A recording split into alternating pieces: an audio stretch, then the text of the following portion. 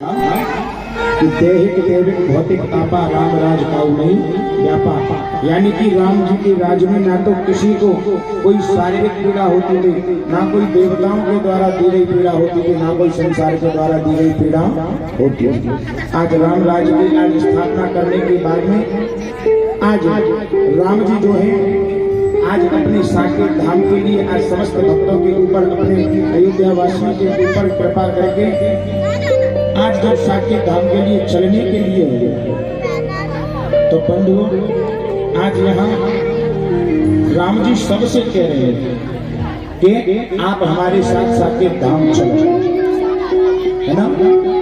और ऐसे आज हमारा भी मन ऐसा हो रहा है, आप लोगों को छोड़ने का नहीं हो रहा है। मन तो ऐसा कर रहा है जैसे राम जी जा रहे थे साकेत धाम तो सबसे कह रहे थे अयोध्या वासियों से कि आप हमारे साथ चलो। मन तो हमारा भी ऐसा कर रहा है कि हम आपसे भी कह देना कि तुम हमारे साथ ही चलो। क्यों? क्योंकि कल से ना तो हम यहाँ दिखेंगे और ना आप देखेंगे। इतने दिनों से विगत दिनों से चल रही है राम कथा, हमें और आपको मिल रही थी। आज से ये कथा हमारे और आपके हृदय में कहीं ना कहीं हृदय के कोने में ये बात तो चल करके जरूर आ रही होगी कि इतने दिनों से हम कथा सुनने के लिए आते थे, महाराज जी गद्दी पर विराजमान हो जाते थे और जैसे हम आवाज सुन लेते थे कथा की तुरंत अपने घर से दौड़ी दौड़ी चले जाते। परंतु आज ये कथा हमसे और आपसे दूर हो गई है। इसीलिए जीवन में बंधुओं हमें और आपको इन कथाओं से, इन धर्मों से, इन ग्रंथों से सीख मिलती है। जीवन में जो आनंद के क्षण हमें और आपको प्राप्त हुए, हमें और आपको जो आनंद के क्षण प्राप्त होते हैं उन्हें हमें और आपको गंवाना नहीं चाहिए। ये मनुष्य जीवन अगर हमसे और आपसे एक बार निकल गया ना तो 84 लाख योनियों में भटकने के बाद हमें और आपको ये प्राप्त होने वाला नहीं है।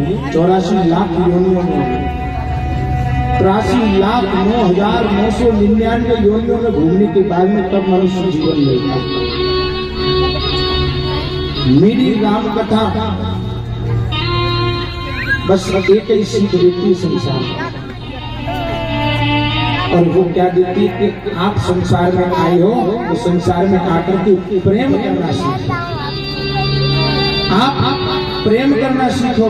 आज हम देखते हैं संसार में जब हम गद्दी पे चल करके आते हैं तो कुछ माताएं बेचारी ऐसी आती हैं हमारे पास क्योंकि महाराज जी ने कि हमारे बालक हमारी बहू हम बड़ी परेशान करते हैं।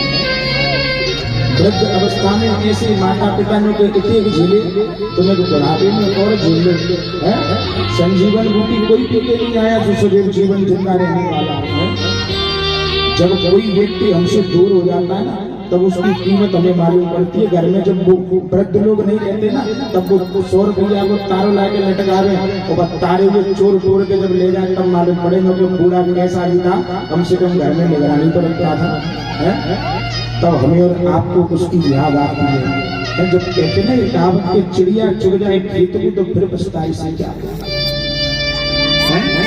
सास बहू से प्रेम नहीं, और जब भाई सास मर जाती है तो भाई बहू उस सास के ऊपर अपनी छाती पीट पीट के रोती है जो कि आज मेरी सास बची है।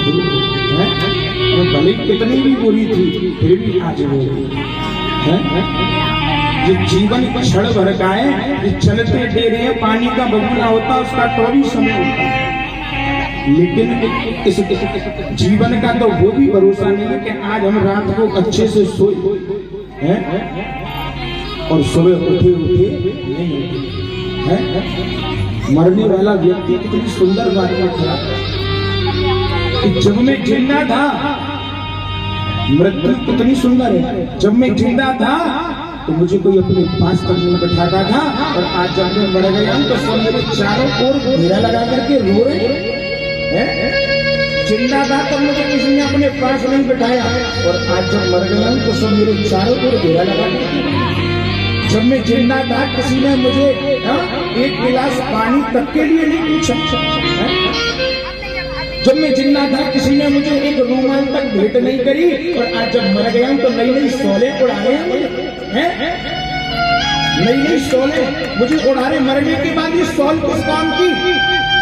अगर जो सौल हमें अगर जिंदा पे मिल जाती है तो हम मर बताओ। पर ये दुनिया वालों की रीति है, जब तक तुम इस संसार में रहोगे दुनिया वालों से मोह करोगे, ये आपको कष्ट ही देगी, ये आपको कष्ट के अलावा और कुछ नहीं दे सकती। ये व्यक्ति, मरने वाला व्यक्ति कहता है कि मृत्यु कितनी सुंदर होती है। तो जब मैं जिंदा था तो किसी ने पूछा नहीं है? आज जब मैं मर गया हूं तो मुझे देसी घी में जलाया जा रहा है, मेरे मुंह में देसी घी जलाया डाला जा रहा है। ये देसी घी जिंदा पे मिल जाता है तो मैं मरता है। मेरे बालक ऐसे, मेरे बालक मेरे पास गरीबी थी जिन्हें कोई देखने वाला नहीं था, और आज जब मैं मर गया हूं तो सब अपनी ममता को बहा रही है। कितनी सुंदर है मृत्यु। कम से कम जब हम और आप मर जाते हैं तो कम से कम सब इकट्ठे तो हो जाते हैं, लेकिन ये दुनिया वालों से आस लगाओगे तो आप ऐसे रह जाओगे। इसलिए दुनिया वालों से आस नहीं लगानी चाहिए, अगर आपको भगवान से आस लगानी, अपनी माता पिता के चरणों में सेवा करनी चाहिए। मैं हाथ जोड़ करके आप सभी से प्रार्थना करता हूँ कि मेरी ये कथा कुछ नहीं सिखाती, मेरी कथा बस यही सिखाती है, अगर मैंने आपको 9 दिन के अंदर कोई अच्छी बातें बताई हों तो उन बातों को धारण करके अपने हृदय में जरूर बताओ। आज से जो माता अपनी सास से नहीं बोलती है वो मैया सास से बोलने लग रहे हैं। जो सास अपनी बहू की बुराई इधर उधर करती हुई डोलती हैं, उनको भी मैं समझाऊं तुम्हारा जीवन ज्यादा नहीं बचा है, इसलिए उनकी बुराई करना बंद कर दो, चाहे भले बुरे जैसे भी तुम्हारे। हाँ, अपना बालक अपना होता है, दूसरे के सपने होते हैं महाराज, इसलिए उनकी बुराई जो सास बहू से बैर रखते हैं आज के बाद में कथा सीखते रखना। वैसे तो आप सब मुझसे समझदार हो, मेरे वृद्धजन बैठे हुए, पर मैं देखता हूँ आज घर में भाई भाई में बिल्कुल भी प्रेम।